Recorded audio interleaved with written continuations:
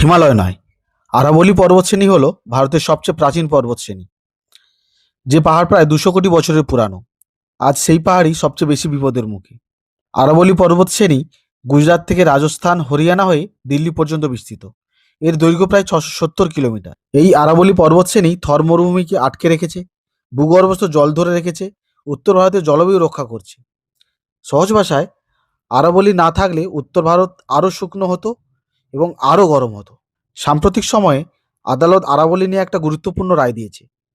Court একটা নতুন সংজ্ঞা মেনে নিয়েছে, যেখানে বলা হয়েছে ভূমির আশেপাশের তুলনায় 100 মিটার বেশি উঁচু এলাকাকেই আরাবলী পাহাড় ধরা হবে। কিন্তু এই রায় নিয়েই পরিবেশবিদদের চিন্তা বেড়েছে, কারণ এই রায়ের ফলে অনেক ছোট ও মাঝারি পাহাড় এই 100 মিটার সংজ্ঞার বাইরে চলে যাচ্ছে, যার ফলে আরাবলী পর্বতশ্রেণীর বেশিরভাগ পাহাড়ই ধ্বংস হয়ে যাবে এবং খনন সহজ হবে, পাহাড় কাটা বাড়বে এবং বন উজাড় হয়ে যাবে, যার ফলে ভূগর্ভস্থ জল আরও নিচে নামবে।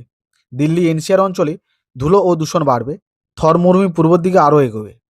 এক কথায়, পাহাড় বাঁচানোর বদলে পাহাড় হারানোর ঝুঁকি বেড়েছে। এই সিদ্ধান্ত ঘিরে রাজস্থান, হরিয়ানা ও দিল্লিতে ব্যাপক প্রতিবাদ ও জন আন্দোলন হয়েছে।